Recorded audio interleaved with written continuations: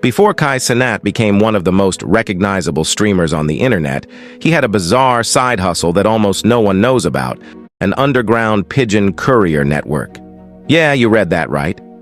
Before the days of viral content and live streams, Kai was convinced that pigeons were the future of communication, and he spent years of his life secretly training a fleet of New York City pigeons for what he called Project Flyby.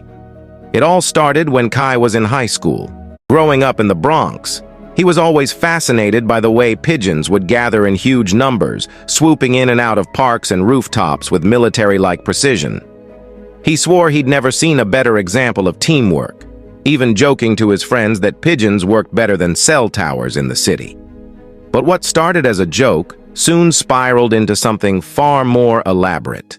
Kai became obsessed with the idea that he could build an actual network of pigeons to deliver secret messages across the city. Phones could die, the internet could go down, but pigeons, they never stopped flying. Using a combination of YouTube tutorials, old library books on pigeon racing, and pure street smarts, Kai set about training his first squad of pigeons. It wasn't easy, especially because he was doing this all in secret. His parents had no idea that in the basement of his friend's uncle's bodega, he had a makeshift aviary where he kept over 20 pigeons. The friend's uncle, a man named Tony, was in on the plan. A quirky conspiracy theorist with a deep distrust of modern technology, Tony was all in on Kai's vision. He even referred to the pigeons as feathered freedom fighters. Each pigeon was trained meticulously. Kai started simple. He would take one pigeon, feed it at a certain location, and release it to return to the bodega. After a while, the pigeons knew their routes perfectly. He expanded to different parts of the city, from Harlem to Brooklyn, and even downtown Manhattan. The pigeons became so well trained that Kai started giving them names, mostly inspired by his favorite rappers. There was Pigeon Smalls, Two Pigeon Shakur, and Drake Ooh, his fastest flyer. But it wasn't enough to just have pigeons flying around for fun. Kai had a bigger goal. He wanted to create an entire underground communication system using only pigeons. His vision was to recruit people from all over the city who would pay him to have their messages delivered by his elite pigeon squad. No more text messages, no more DMS, just good old-fashioned pigeon post. He even printed out flyers, which the pigeons naturally delivered, inviting people to join his underground pigeon network. Few who responded to these flyers thought it was a prank at first, but Kai, always a master at persuasion, convinced them it was real. He had about 5 clients by his junior year of high school, sending love letters, secret notes, and even sports bets across the boroughs via pigeon. For a while, it seemed like Kai's strange vision might actually take off.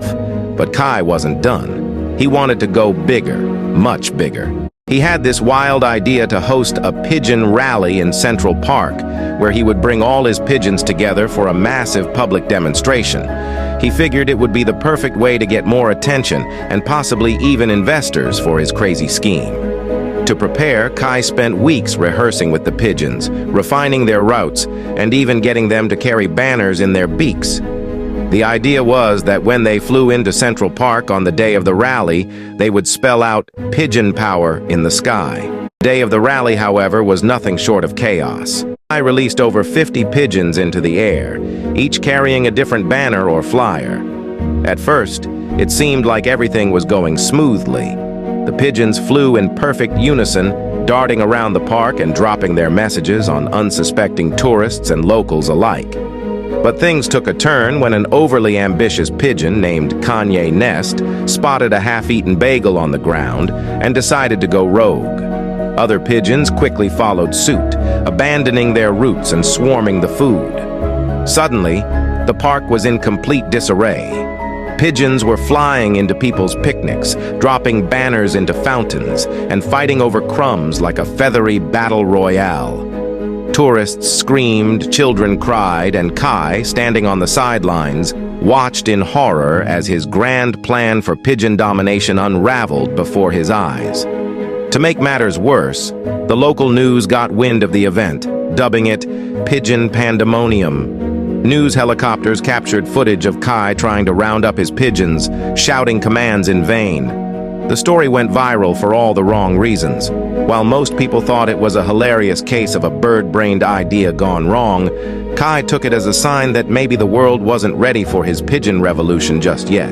After the Central Park fiasco, Kai decided to call it quits on Project Flyby. His pigeons were relocated to a nearby rooftop, where they lived out their days flying around the neighborhood and occasionally delivering messages for fun. Kai, meanwhile, shifted his focus to something a little more mainstream: content creation. With his charismatic personality and natural humor, it didn't take long for him to build a following online. He may have left behind his dream of becoming the world's first pigeon overlord, but the skills he learned, like how to manage chaos and connect with people, served him well as he rose to fame as a streamer. To this day, some locals swear they still see Kai's pigeons flying around New York, dropping the occasional cryptic message.